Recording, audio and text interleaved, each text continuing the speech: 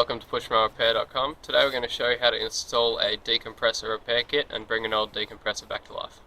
The parts you'll need for this video is a decompressor repair kit, a decompressor nozzle if you need one, and some needle nose pliers.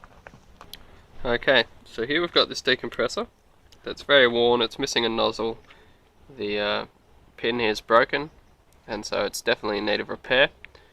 We've also got a second-hand pin here to replace it with. So we're going to discard the broken one. We're going to pull off these clips here. You can generally just pull them off with some needle nose pliers.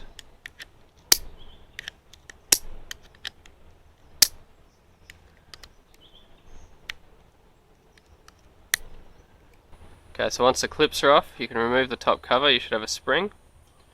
And then if your pin's intact, these should be here. And there should be a little spring like this that holds it in place, and a little clip that holds the pin in, that looks like this.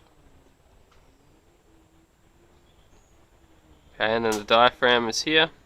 There's a metal plate in the middle, and then the foam here, which you can see is very worn out, is in here. And so what we're going to do is we're going to give it all a good clean, and then we'll show you how to put it back together with the new parts. Okay, here I've got the clean parts and the new parts. And you may notice in the kit there's two diaphragms, one larger, this should be for another type of diaphragm, and this smaller one is the one that fits this. And then you may want to include one of your old clips, so you've got 4, because it can be a bit more secure that way.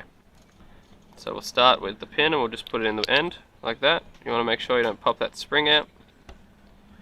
Then you want to get your foam, just whack that in there. You want to get this plate, and you'll see it's got a raised side. And you want to put that side facing down. You want to try and hold that down because it will make it easier for you. And then you get one of your discs and you put it over the pin. Then you'll get your diaphragm. You'll put that over the pin. Then you get your second disc. Put that over the pin. And then you get this little spring that you get. And this bit's going to be tricky. You get your spring and you need to retain it with this very small clip.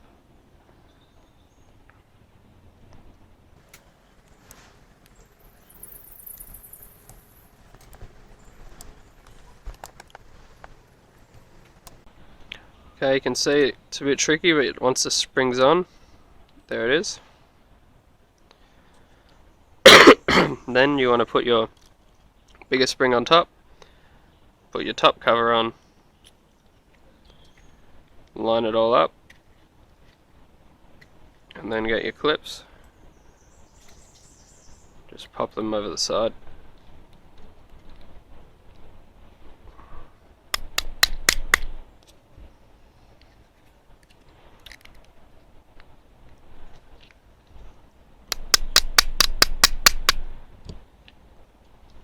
When you've got 1 or 2 clips on, you want to make sure it's not too far on either side.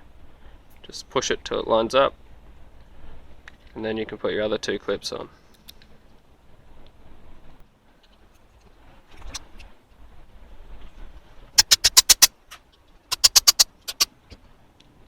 And there you go, you can see the decompressor is mostly assembled. That end sticking out, we can push it in, it'll pop back out. And then we'll get our nozzle, we'll just whack it in the top. These can be pretty stiff, you might want to lubricate it a little bit.